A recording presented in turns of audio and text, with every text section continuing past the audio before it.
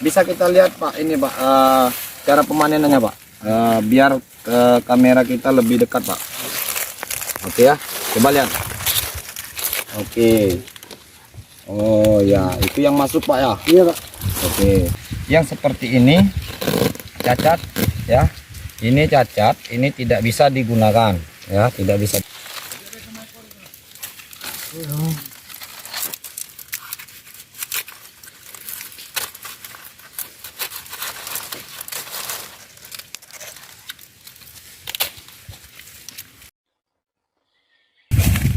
Baiklah Sobat Tani, dalam video kali ini saya akan menjelaskan bagaimana cara dan teknik pemanenan daun yang untuk dibuat serat seperti ini ya. Oke, nanti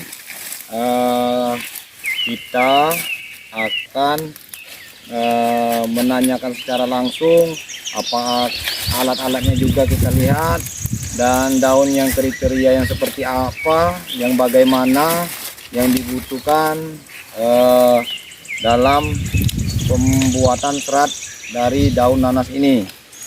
Hari ini kita sudah di lokasinya, lokasi pemanenan daun. Bisa kita lihat ini teman-teman kita yang lagi panen daun ya. Oke, Sobat Tani mungkin bertanya-tanya kenapa saya kemarin pakai baju petani milenial dan saat ini kebetulan kita pakai baju PSP ya, PSP yaitu sekuat ya, PSP sekuat, karena ini salah satu bentuk apresiasi dari PSP. PSP ini di Kota Prabu Muli yang dinaungi oleh Pak Kabitnya. Bisa kamu lihat ini fotonya ya, ini orangnya, dia ini Kabit di Alsintan Prabu Muli yang mengapresiasi dan mendukung, mensupport kita di dalam dunia pertanian, khususnya apalagi pertanian di nanas ini. Beliau ini selalu memberikan dukungannya, namun bukan berarti yang lain tidak mendukung. Jadi saya sarankan untuk para sahabat dan para petani, khususnya petani nanas, jangan kita menutup diri, harus kita dekatkan diri seperti misalnya PPL setempat, berikut juga dinas-dinas pertanian yang ada di kota Anda atau kabupaten kamu ataupun provinsi kamu, supaya kita dilihat, supaya kita juga disentuh dan didekati. Oke, sekarang kita langsung ke poin utama, kita praktekkan langsung dan kita lihat cara panen daunnya yang seperti apa, kita langsung lakukan. Begitu juga dengan para sahabat, semoga dalam video kali ini lebih menambah manfaat dan wawasan ilmu, atau juga buat para sahabat petani yang kira-kira saat ini dalam keadaannya kurang baik atau lagi sakit, semoga diangkat penyakitnya oleh Yang Maha Kuasa, segera sembuh. Kalau yang lagi dalam urusan, semoga dilancarkan urusannya, rezekinya dilancarkan juga. Mohon dukungan dan supportnya hanya di komen dan like di bawah ini, share ke teman-teman lain juga. Oke, cekidot.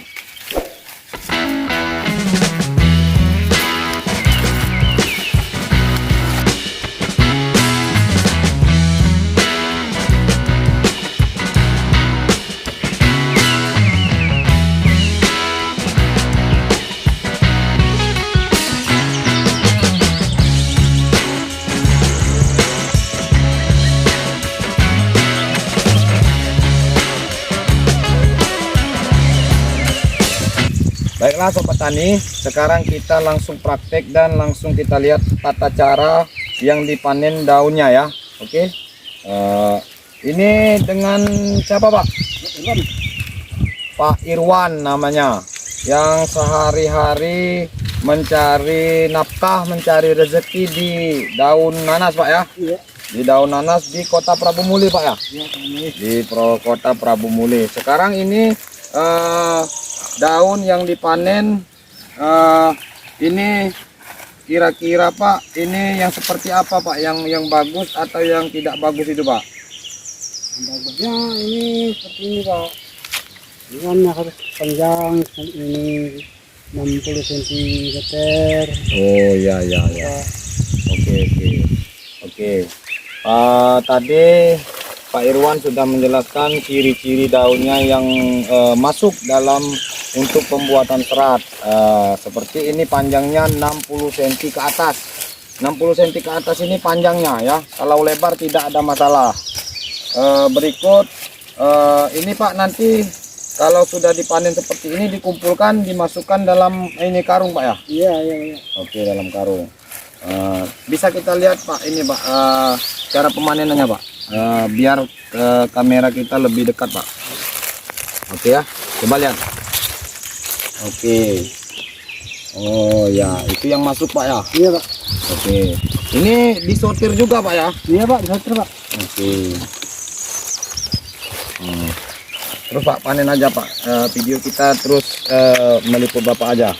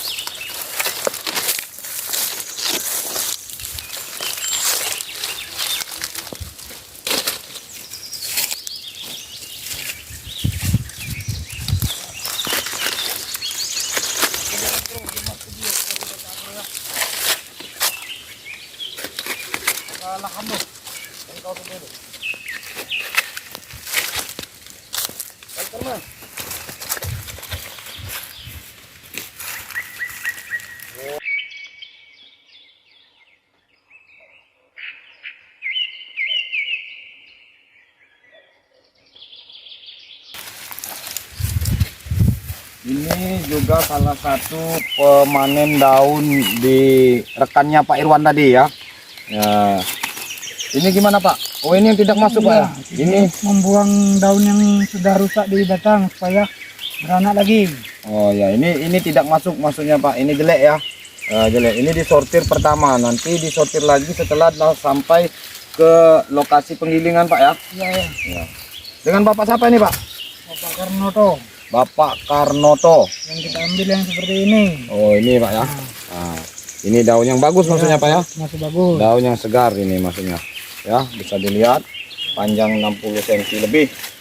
Dan daunnya sudah tua Pak ya. Sudah tua, kalau ini tidak diambil. Oh, ini tidak diambil. Tidak bisa dipakai. Tidak bisa dipakai karena bakal menghasilkan serat yang jelek Pak ya. Ya. Nah, ini serat-serat yang tidak bagus nantinya.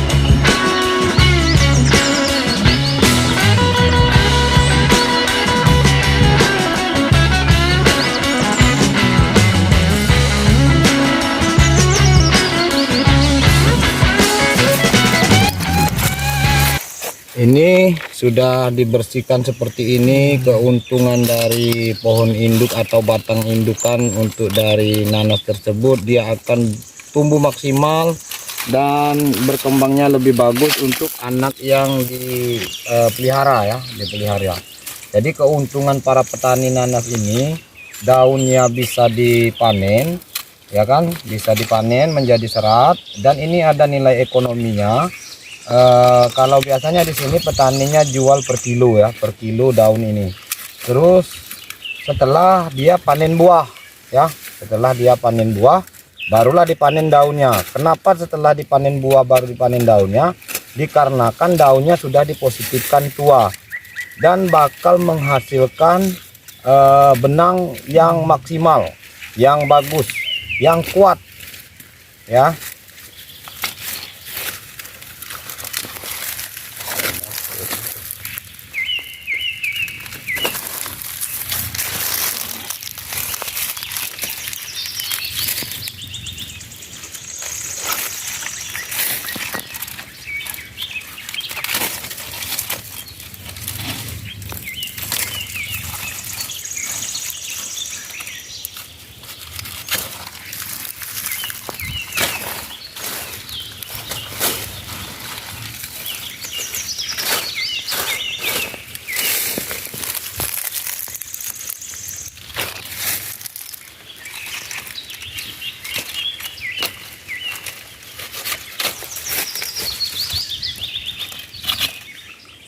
Jadi bisa kita lihat untuk peralatan yang dibutuhkan panen daun ini, terutama yaitu karung. Karung ini untuk memasukkan daun ini ke dalam karung, yaitu sebagai alat angkut ya.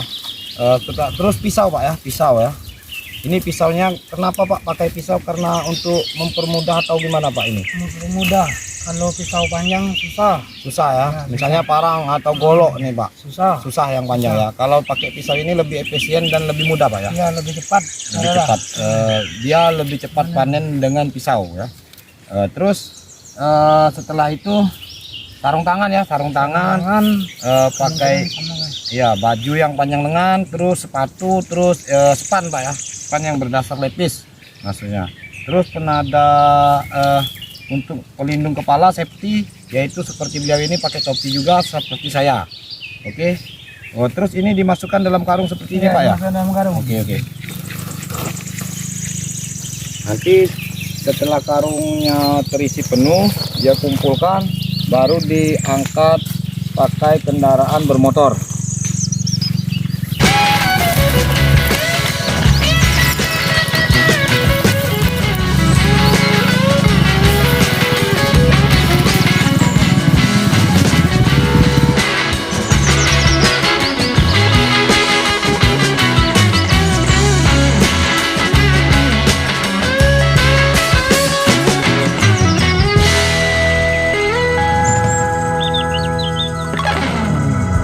Baiklah Sobat Tani, inilah tutorial para petani yang panen daun.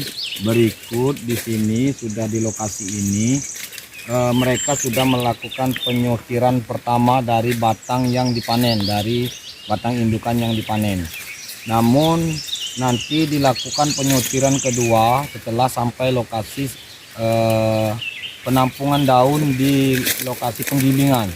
Karena kenapa harus dilakukan penyortiran kedua? Karena seperti yang bisa kita lihat, ini petani kan sudah panen ya, sudah panen seperti kita lihat. Ini sebenarnya tidak masuk kriteria, namun dia sudah terpanen. Maksudnya sudah terpanen karena sekalian pembersihan batang indukan nanasnya.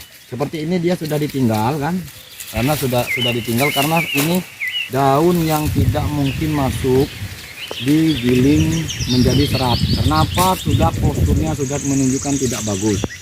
Berikut juga seharusnya seperti ini pasti ada yang termasuk satu atau dua ke dalam karung ini, karena situasi di medan di lapangan bisa kita pahami sendiri, dikarenakan cuaca yang cukup panas ekstrim. Kadang-kadang petani dia sudah kecapean atau mau berburu-buru menampung ke lokasi ini, karena di lokasi situ masih ada penyortiran kedua ya. Ini seperti bisa kita lihat sudah termasuk ke dalam karung. Sebenarnya yang seperti ini cacat ya. Ini cacat, ini tidak bisa digunakan ya, tidak bisa digunakan, seharusnya tidak bisa dipakai. Karena postur yang bisa dipakai untuk menjadi serat itu bisa kita kasih contoh langsung seperti ini. Tanpa lecet sedikit pun ya, tanpa lecet sedikit pun sampai ke atas ini. Oke ya. Bisa kita lihat kalau yang saya lihat di sini, yang termasuk di sini seperti ini. Ini dari ujung sampai sini dia sudah ada yang mati seperti ini atau yang seperti ini. Ini juga mempengaruhi hasil produksi serat ya. Mempengaruhi hasil produksi serat nanas. Seperti ini bisa kita lihat juga. Oke. Seperti ini bisa kita lihat juga. Daun yang tidak bisa dipakai ya. Ini pasti terganggu seratnya. Bisa kita lihat lagi ini ya, cacat-cacatnya bisa kelihatan. Makanya di lokasi nanti disortir kedua. Nah, ya, ini gangguannya, ini gangguannya. Yang benar-benar memang murni mulus seperti ini. Ya, tidak ada bekas semprotan atau yang mati ya kan? Tidak ada, karena mempengaruhi serat hasil produksinya. Nanti dia masuk dalam karung, ditampung dalam karung, dikumpulkan, diangkat pakai kendaraan, terus dilakukan di lokasi kedua yaitu penyortiran kedua, barulah digiling. Nanti kita lihat penyortiran keduanya setelah di lokasi. Oke.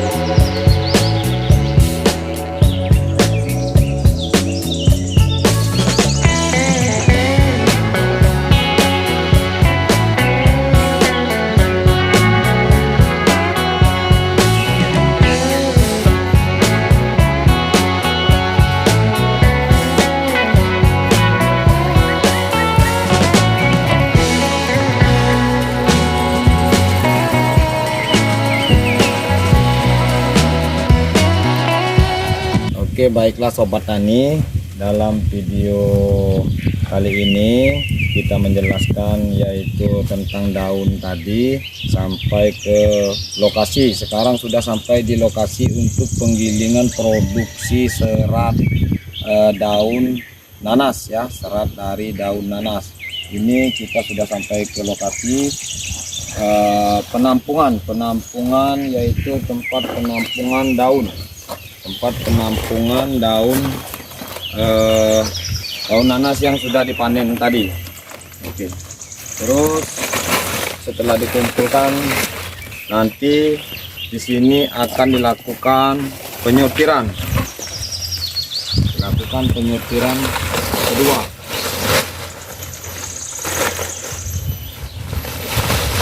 Ini perlakuan yang selanjutnya ya. Nanti disortir. Ya.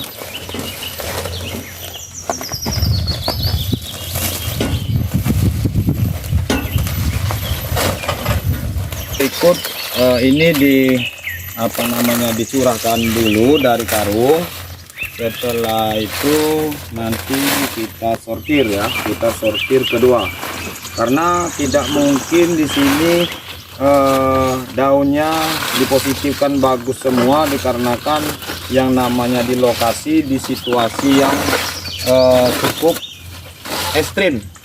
Jadi di sini karena sedikit lebih sejuk, jadi penyortiran daunnya lebih bisa efektif. Oke.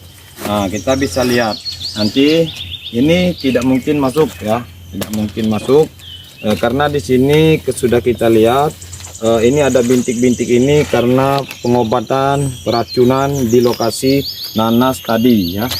Jadi setelah terus ditumpahkan saja Pak. Terus ini yang kira-kira sudah bisa kita lihat masuk bagus, ditaruhlah di sebelah sini ya. Ini bisa kita lihat daun yang memang nanti efektif menjadi serat. Oke. Kita taruh di sini. Nah, ini sudah bisa kita lihat ini masih bisa masuk, walaupun lecet sedikit ini masih bisa karena itu menjadi sampahnya saja. Ini bisa kita lihat kriterianya ya, ini bagus masuk.